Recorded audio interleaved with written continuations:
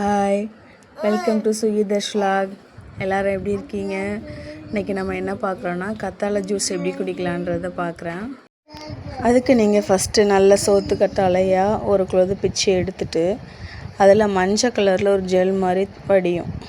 அதுக்காக நீங்கள் பிச்சு ஒரு 7 நிமிஷம் அப்படியே வச்சுருங்க.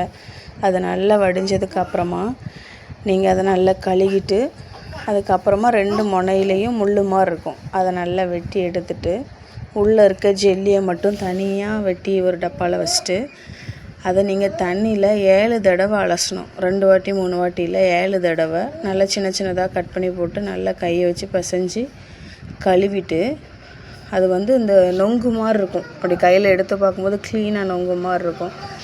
சிலவங்க இதை தண்ணியில் அடித்து குடிப்பாங்க. அது சிலவங்களுக்கு ஊட்டுற மாதிரி இருக்கும். எனக்குமே ஊட்டிடும். அதனால் நீங்கள் என்ன பண்ணுங்கள், நல்ல மோர் ஊற்றி லைட்டாக உப்பு போட்டு நல்லா அடிச்சுட்டு ஃபில்ட்ருலாம் பண்ண வேண்டாம், நீங்கள் அதை அப்படியே குடிச்சிருங்க.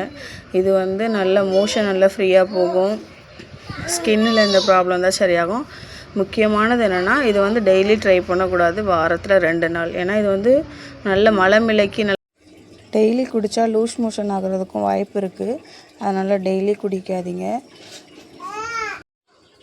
வெயிட் லாஸ் பண்ணணும்னு நினைக்கிறவங்க, மோஷன் ப்ராப்ளம் இருக்கிறவங்க எல்லாருமே இதை கண்டிப்பாக ட்ரை பண்ணுங்கள். சும்மா நார்மலாக இருக்கவங்களுமே ட்ரை பண்ணலாம். இது உடம்புக்கு அவ்வளோ நல்லது.